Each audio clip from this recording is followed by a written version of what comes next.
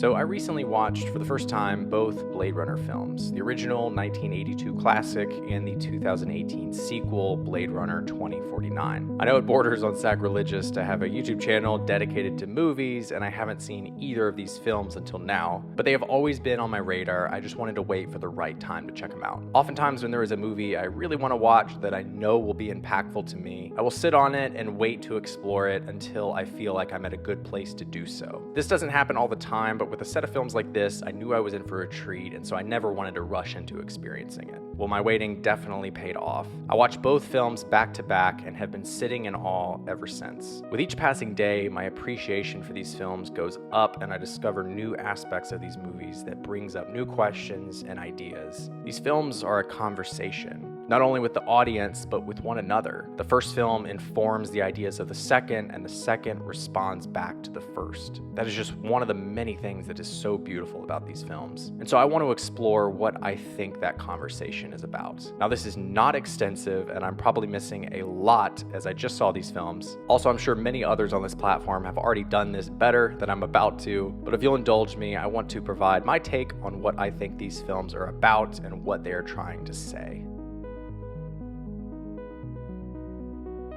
Sacrifice creates purpose. The overarching theme I noticed in both of these films is the idea of sacrifice. This could be sacrifice on a grand scale in giving your life for someone or for some cause. But this can also be on a small scale, like a sacrifice made today in hope of a better tomorrow. Throughout both films, we see large and small sacrifices depicted, and the outcome of all of them is always the same: the creation of purpose. Purpose is birthed out of sacrifice. By dying to something or someone, you give it meaning. And in my opinion, it's these small sacrifices that are often the most important in creating true meaning. While they feel small and insignificant at times, the courage to not only make them, but make them consistently creates the grandest purpose. For humans, existence does precede essence. As humans, we may grow weary at that very idea and the amount of terrifying freedom it provides us. But in the eyes of a replicant whose essence predates their existence, they can only peer in at the freedom we enjoy.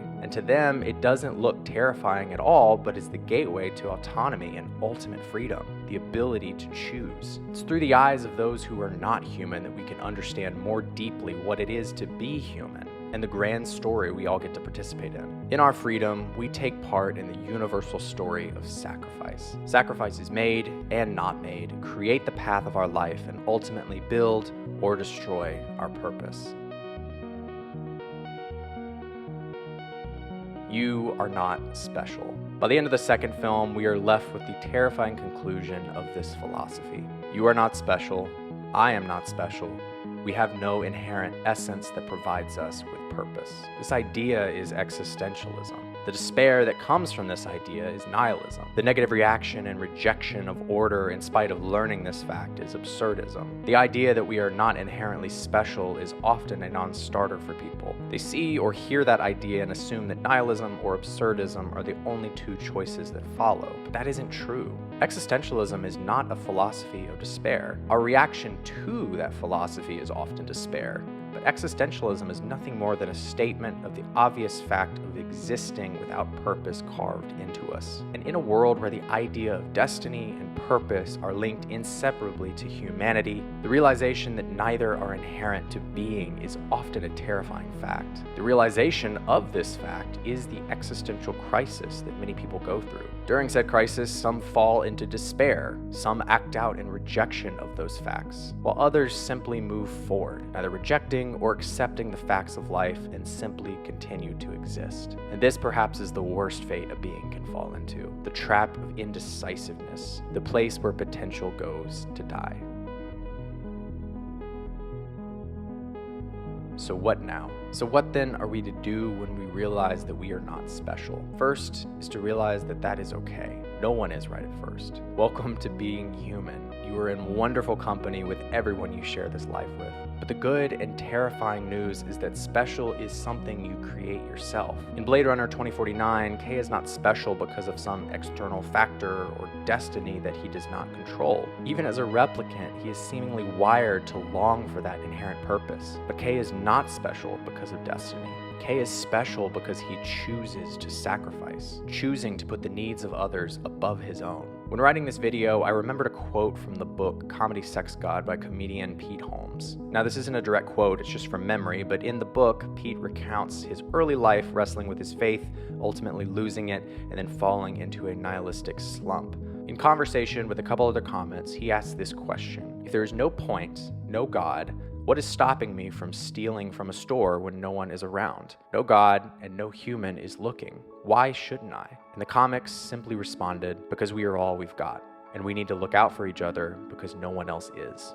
Look, I'm not arguing to hang your philosophical hat on something like this, but hearing those words and knowing the pain we all feel existing, it just rings true. Look, I'm sure you could dismantle it logically and explain why that isn't enough, but just like Kay and Joy's relationships, some things are true, real, and authentic even when they cannot be explained logically. Feelings often tell us something deeper than any fact ever could. And the relationship between Kay and Joy is the best example of that. It isn't real, and yet it is more real than anything else in the film. You can't explain that. You can only feel it and know it. Ultimately, the main questions raised in both films are this: what makes us human, and then what gives us purpose, or what gives you a soul, which I believe in these movies are the same thing. Well, the answer I believe given across these two films in their conversation with each other is that to be human is to have a purpose. And in the end, it doesn't matter if you're born human, a replicant, or an AI software. If you bear the burden of choice, freedom, or share in something authentic, you have a soul. And when you have a soul, you are given the responsibility and burden to give it purpose. And the best way to do so is through sacrifice. Purpose is birthed out of sacrifice. By dying to something or someone, you give your existence meaning. Thanks so much for watching, and again, it's been a while since I studied philosophy, so please be gentle in the comments. I know there are probably many holes in my thoughts and theories here. Even as writing it, I could find little flaws here and there. But I didn't make this video for any reason other than to start a conversation. Just like the films do, I want to have a dialogue with other folks who were also moved by these films. I want to know what you took away from them. What themes did you pick up on? I'm really eager to know, and I cannot wait to talk with you about it. Don't forget to like this video as well as subscribe for more content like this. Thanks again for watching, and as always, do your best to enjoy everything.